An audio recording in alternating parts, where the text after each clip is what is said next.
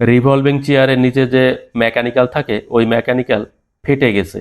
আপনাদের দেখাচ্ছি, এই যে সামনের সাইড থেকে ফেটে বাঁকা হয়ে গেছে। এটা ব্যবহার করলে দুলতে থাকে, দেখেন মেকানিক্যাল ফেটে গেছে, ভেঙে গেছে, এই যে এখান থেকে ভেঙে গেছে। তো আমরা এই মেকানিক্যাল খুলবো এবং পরিবর্তন করব। এ ধরনের মেকানিক্যাল চেয়ারের দোকানে পাওয়া যায়, লোকাল যে চেয়ারের দোকান থাকে যেখানে পার্টস বিক্রি করা হয়। এই যে আমি নিয়ে আসছি, নতুন একটি মেকানিক্যাল নিয়ে আসছি একই মডেলের। তো এই মেকানিক্যালটি আমরা এই চেয়ারের সাথে ফিটিং করে দেব। তো দেখেন আমরা কিভাবে মেকানিক্যাল খুলছি, দেখেন সাইড সাইডে 4টি নাট স্ক্রু রয়েছে, আমরা খুলে নিচ্ছি।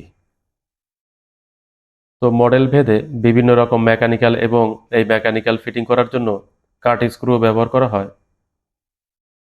তো এখানে নাট এবং বোল্ট ব্যবহার করা হয়েছে, আমরা খুলে নিচ্ছি। হাইড্রোলিক গ্যাস সিলিন্ডার থেকে কিভাবে মেকানিক্যাল খুলতে হবে সেটাও আমি আপনাদের দেখাবো। প্রথমেই নতুন মেকানিক্যালটি এখানে ফিটিং করে দিচ্ছি। ওই যে 4টি নাট রয়েছে ওই নাট দিয়ে টাইট করে আটকিয়ে দেব।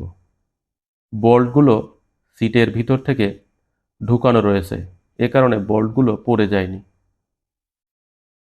ঠিক এইভাবে আটকিয়ে দেব। দেখেন যে রেগুলেটর রয়েছে মেকানিক্যাল টাইট করার জন্য, স্প্রিং রেগুলেটর, সেটা সামনের দিকে থাকবে, চেয়ারের সামনের দিকে,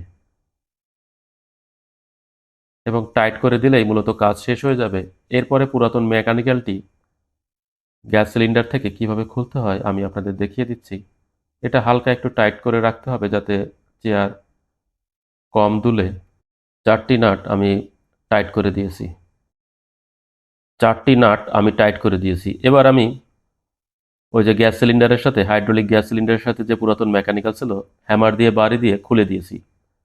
হালকা বাড়ি দিলেই খুলে যাবে। এর যে গ্রুপ রয়েছে মেকানিক্যাল এবং হাইড্রোলিক গ্যাস সিলিন্ডারের, ওই গ্রুপের সাথে আটকে যাবে, লক হয়ে যাবে প্রেসার পড়লেই।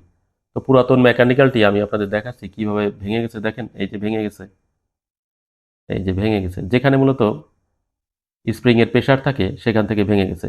তো আমরা খুব সহজেই নতুন মেকানিক্যালের সাথে হাইড্রোলিক গ্যাস সিলিন্ডার বসিয়ে প্রেসার দিয়েছি, এতে করে লক হয়ে গেছে।